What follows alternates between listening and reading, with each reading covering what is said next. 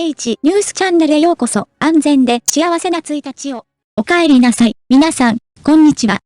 休暇中にギフトを交換して関係を維持する編集者。しかし、贈り物の交換で最も怖いのは、カップ、金のかまど、バリケード、タクシーの標識など、ありふれた贈り物を受け取れないことです。一番怖いのは、翡翠を受け取ることです。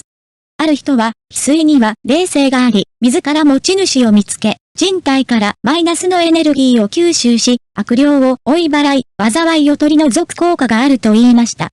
しかし、翡翠は幸運をもたらすだけでなく、災いをもたらすこともあります。なぜなら、多くの翡翠が人々と共に埋葬されたり、墓から掘り出されたりしているからです。他人の副葬品を身につけるとどうなりますか？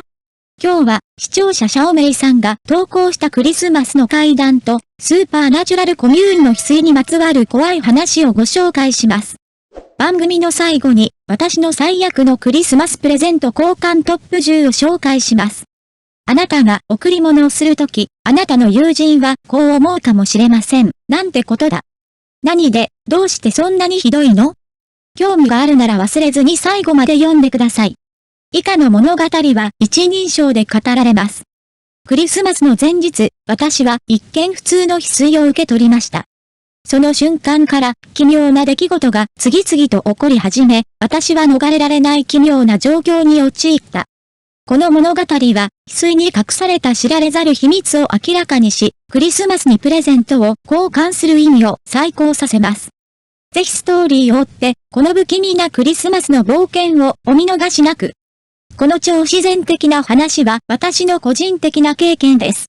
私は子供の頃、家庭の事情で何度か引っ越しをし、小学校も転校しました。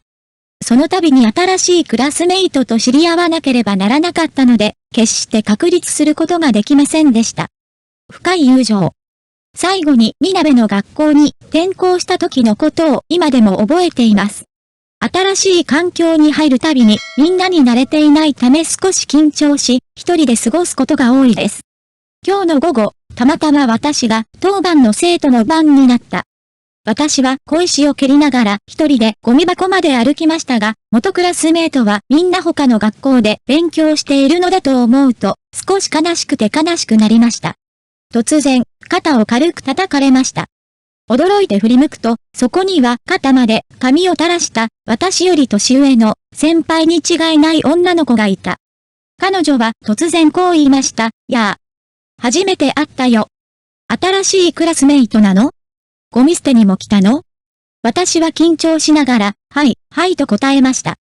見知らぬ人をとても怖がります。見知らぬ人、どう反応すればいいのかわかりません。それから彼女は尋ねました。それではなぜ一人でゴミ出しをしているのですか？私はしばらく黙っていましたがそれから囁きました。まだ友達ができていないので一人でいるからです。彼女は微笑んでこう言いました。心配しないで一緒にいてもいいよ。その日から私たちは良い友達になり彼女は私に温かくフレンドリーな気持ちを与えてくれました。しかし、この一見平凡なやりとりは、私の人生にとって奇妙な経験となりました。なぜなら、その後の数日で、彼女が実際に転校して最初に出会ったクラスメイトであることが分かり始めたからです。そしてその日、彼女は彼が立っていたことが判明しました。私の前で肩を叩きました。このことが私に超常現象について考えさせ、疑問を抱かせました。誰も一緒に来なかったの？シャオメイさんは尋ねた。クラスの人と知り合いじゃないから自分で捨てますと答えると彼女は笑ってそんなことは関係ないよ私は毎日ゴミを捨てているんです。言うのを忘れていましたと言いました。私の名前はワンシャオメイです。シャオメイと呼んでください。私はあなたより一つ年上なので先輩と呼んでください。私は嬉しそうに言いました。わかった。先輩それでは私がゴミを捨てたら、将来たまたま遊び場であったら一緒に歩きましょう。次の日私はわざと早めに運動場に行きシャオメイ先生と一緒にゴミを捨てようと思いました。しかし、彼女は長くは待ちませんでした。ということで、まずは一人でゴミ捨て場まで歩いて行きました。ゴミ捨て場に着こうとした時、遠くからそこに立っている人が見えましたが、その後ろ姿はシャオメイさんによく似ていました。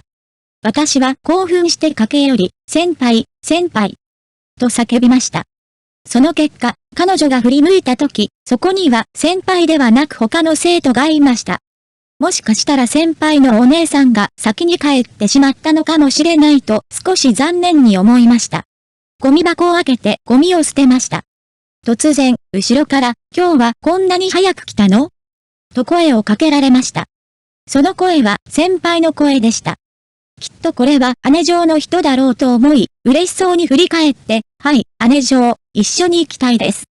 と言いましたがもう一度声の主を見てみると人気のない一角には誰もいなかった。私は一瞬唖然とし、心が寒くなったので、これは奇妙な夢なのか、それとも本当に超自然的な出来事なのかと思い始めました。はい、お姉さん一緒に行きたいです。振り向くと誰もいない。幻聴でしょうか？私は頭をかいて、忘れてください。考えすぎたかもしれませんね。放課後次の日はクリスマスイブでした。私は特に姉に何かを買うために本屋に行きました。ところが、横断歩道を渡っている時に赤信号で走ってきたトラックが向かってきました。幸いなことに、おじさんが私を車で止めてくれて、道路を渡るときは気をつけてね、と注意し、何かあったら親に言うんだよ、と言い残し、おじさんは去っていきました。とても不思議な気分なのですが、両親に何と言えばいいでしょうか？私は本屋に行ってプレゼントを買い、明日先輩の妹に渡すつもりでした。夜寝るとき、シャオメイさんの夢を見ました。彼女は制服を着ており、体は泥まみれでずぶ濡れになっていました。彼女は手にゴミを持っていましたが、恐ろしいことに、口も目も鼻も汚れだらけで、目玉も欠けていて、私の知っている美しい少女には似ていませんでした。一歩一歩私に向かってきてください。はっとして目が覚めた後、心臓がドキドキしていました。これはどうなっているでしょうか？なぜシャオメイ先生は私の夢の中にあんなに恐ろしく現れたのでしょうか？私は説明のつかない恐怖を感じ始めました。これはすべて遊び場での経験と道路を渡るように注意したおじさんに関係があるのではないかと思いました。おそらくクリスマスイブにはさらに素晴らしいことが起こるでしょう。私はこの不可思議で不穏な状況に次にどう対処すればよいのかわからず、ためらいました。この時、シャオメイ先生が一緒に行きたいって言ったじゃないですか？と言いました。完全に恐怖を感じて目が覚めましたが、目が覚めると全く動けないことに気づきました。どんなに頑張っても動けない。突然、ドーン、ドーン、ドーンという音がして、手が私の窓を叩き続けました。ああ、ダメ。と叫び続けてしまいました。この時、母に起こされて、夢の中で夢だったことに気づきました。母は悪夢を見ているの？シャオメイって誰？と言いました。私は母に学校で起こったことを話しました。母は私がいじめられているか何かで声を上げるのが怖いといつも思っていたので、明日私と一緒に学校に行って先生に相談したいと言いました。次の日、母は私と一緒に学校へ行き、先生に尋ねました。先生聞いてもいいですか？大明美という生徒はいますか？先生の顔が急に少しおかしくなったので私たちを教務室に連れて行きました。監督と話すために。監督が、どうしてこの生徒の名前を知っているのですか？と尋ねたので私が見た奇妙な夢だと説明しました。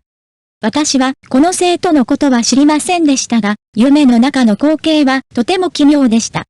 院長はしばらく黙って聞いていたが、この学校には確かに大河目という生徒がいたが、彼女は数年前に事故に遭い、残念ながら亡くなってしまったと告げた。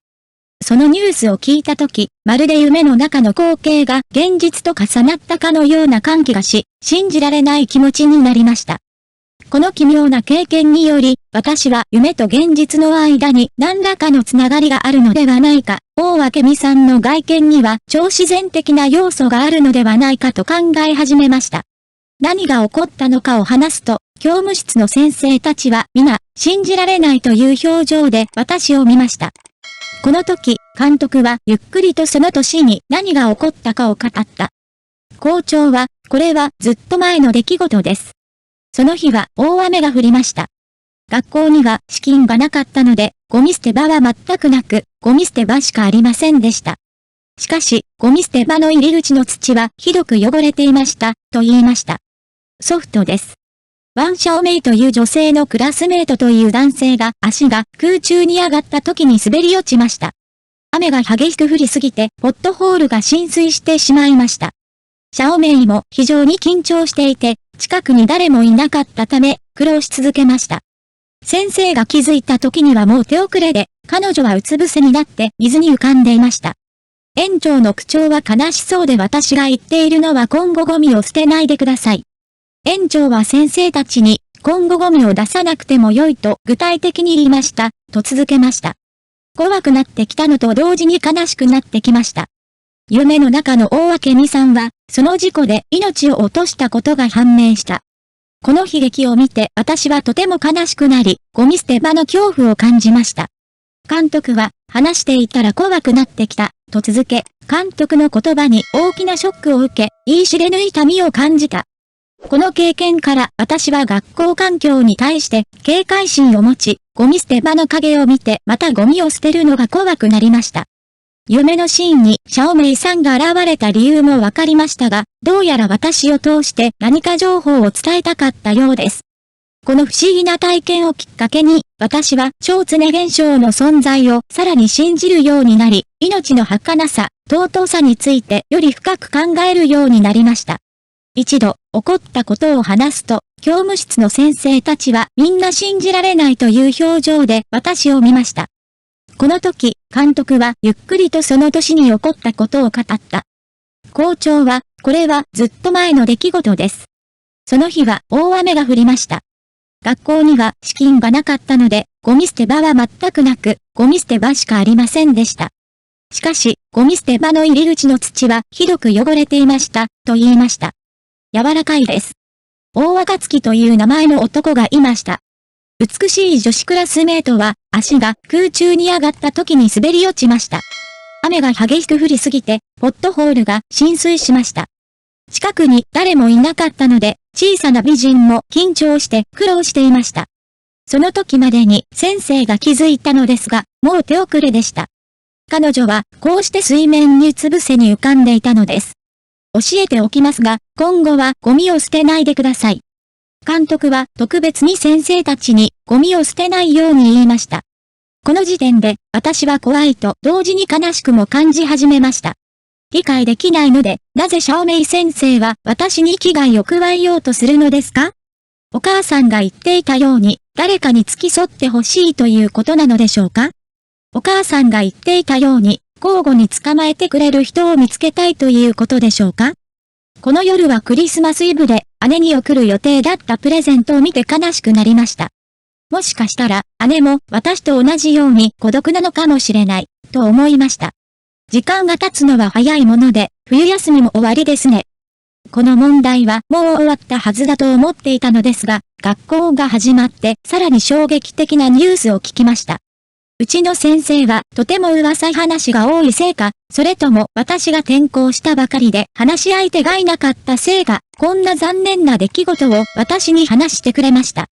先生によると、その日シャオメイ先生の事情を私に話してくれた院長は睡眠薬を飲んで浴槽で眠ってしまったそうです。でも不思議なのは、普通なら湯船に横たわると、こうやって顔は上を向いているはずなのに、この監督はうつむいて水に浮かんで亡くなってしまったのです。突然、私はすぐにシャオメイさんのことを思い出しました。彼女もまた水面にうつ伏せになって亡くなったのでした。おそらくこれは終わりではなく、解けない謎なのかもしれません。シャオメイさんは立ち去る前に交代を捕まえなければなりません。それともおせっかいな人々を罰したいですか？これはわかりません。親愛なる友人の皆さん、その理由は何だと思いますか？シャオメイは主人公が買ったマグカップが気に入らないからでしょうか？贈り物といえば、誰かが友人から翡翠の贈り物を受け取ったとき、奇妙なことがたくさん起こりました。どうしたの？翡翠は人を養うことができ、人は翡翠を養うことができると言われています。良い翡翠を身につけると幸運が得られ、悪い翡翠を身につけると幽霊が見える、つまり幽霊が見えます。父が輸出営業をしていた頃、台湾人実業家の上司と知り合いで、大陸と頻繁に行き来していました。それで、彼は発掘された翡翠をいくつから詰めて、私の父に2つを送りました。発掘された翡翠は通常、個人への副葬品であり、通常、墓を盗んだり、家族が掘り出して販売したりして入手します。小さい頃、バカバカしくて、父がそれをくれて、それを着ていました。しばらくつけていると、この翡翠の色がくすんでいた色から手の上でどんどん明るく輝き、私にとてもよく馴染みました。おそらく翡翠には神秘的な力が存在するのでしょうが、贈り物をしたり翡翠を身につけたりする過程でどのような超自然的な出来事が起こったのか、そしてシャオメイ先生が関与していたのかどうかはまだ謎です。おそらく、これは謎に満ちた奇妙な体験であり、さらなる手がかりと解決策が必要です。超自然的な出来事はなく、すべてが順調に進みました。それを見た人は皆、翡翠を育てるのが上手だと褒めてくれました。論理的に言えば、古代翡翠は家族のオーラと他人の祖先の霊的エネルギーを組み合わせて、家族で代々受け継がれるべきですが、私は他人の霊的エネルギーと仲良くできます。ある日、うるさいおばが私の翡翠を見て、父とブツブツ言い合い喧嘩をし続けました。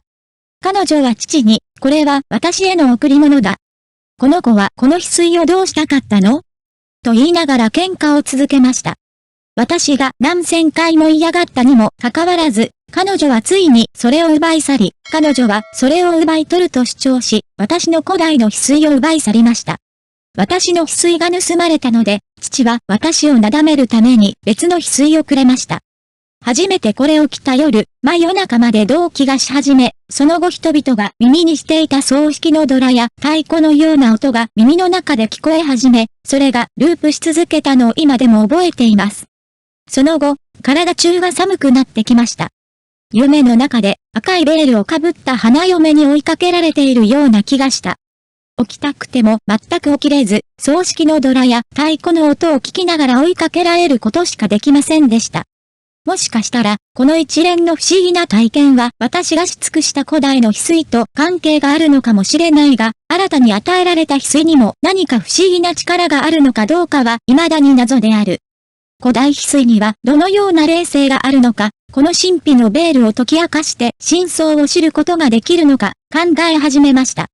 冷や汗をかきながら目が覚めたのは夜が明けて鶏が鳴くまででした。私はすぐに走って父に報告しました。父は私に急いで翡翠を拾い上げ、無色の赤い封筒に包んで保管するように言いました。私の翡翠を盗んだおばが私から翡翠を奪ったことを聞いてから、翡翠の色はますます暗くなり、本来の輝きが失われ、奇妙なことがたくさん起こりました。彼女は奇妙な悪夢を何度も見た後、翡翠を引き抜いた結果、間もなく翡翠は不可解にも壊れてしまいました。数日後、このおばは交通事故に遭い、片方の手を骨折しました。翡翠は自分で持ち主を選ぶ。運命が来たら自分のものなら身につけてもいい。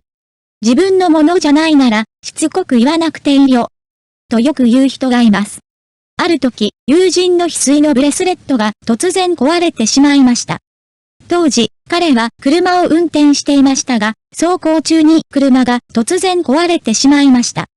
彼は急いで車を道路脇に駐車したが、駐車後2秒以内に後ろの大型トラックが猛スピードで走り、前の車に衝突した。インパクトが強すぎた。この出来事をきっかけに、私の友人は、おそらく翡翠の割れは、より重大な交通事故を避けるための超自然的な警告だったのではないかと深く感じました。翡翠は持ち主の運命と密接に関わるスピリチュアルな存在らしく、その神秘的な力は人々に畏怖の念を抱かせます。前の運転手は故障ではなく、ほんの1、2秒でその場で亡くなりました。翡翠は幸運をもたらし、災難を避けてくれると感じますが、むやみに翡翠を買わないように心からお勧めします。そうしないと悪いことが起こります。これは私の個人的な経験を物語ったもので、数日後にお話しします。友達が翡翠をくれたのですが、そのせいで爆発しそうになって女の幽霊に追いかけられてしまいました。皆さんも楽しみにしていてください。プレゼントといえば、クリスマスプレゼント交換ワーストトップ10についてお話しましょう。あなたが友人に何でこんなひどいことをするんだろうと思わせるようなものは何ですか？このランキングは投票に基づいています。それでは10番から始めましょう。10番はフォトフレーム理由は私だけだからおばあちゃんの家は額装されていましたが、今では誰も額縁を使いたがりません。9番目はキーホルダーです。私を刑務所の看守だと思いますか？警備員はたくさんの鍵を持っていませんか？右。8番目はスタイリングスプレーです。ははは、ハゲてるよ。凶悪なクリスマスプレゼント交換ベスト10について語ろう。7位はおやつ理由は太って死んでほしいからだろう。6位はカレンダー。理由は家族が新しいカレンダーを買ったからです。5位は大人のおもちゃですが、その理由は大人のおもちゃを持って MRT に乗って待ってほしいですか？ 4 位は宗教的な品物です。その理由は、老王くんが見過ぎだというからですか？それとも私を浄化する必要があると思いますか？ 3 位は貯金箱です。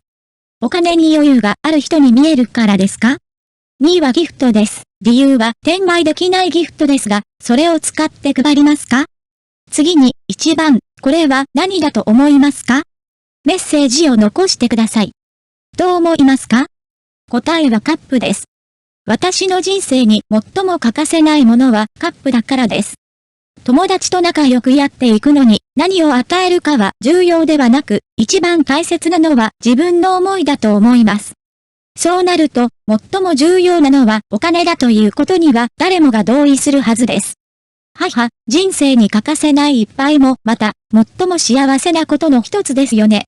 お金を与えるだけで、これら10個のゴーストギフトを友達と共有することを忘れずに、友達にこの話を聞いてもらいましょう。今日の話は好きですか？気に入るかどうかに関係なく、メッセージを残してフィードバックをいただけます。良いコメントも悪いコメントも大歓迎です。すべてのコメントを読み、このビデオを微調整していきます。また、今後もより良い作品をお届けできれば幸いです。今日の話はここまでです。メッセージボックスには他にも超常現象の話がたくさんあります。投稿も歓迎です。簡単風。皆さんがこのストーリーを気に入っていただければ幸いです。共有したい提案やストーリーがあればコメント欄で教えてください。次のストーリーでまた皆さんにお会いできることを楽しみにしています。さらにエキサイティングな超常現象のストーリーやサプライズにご期待ください。次回お会いしましょう。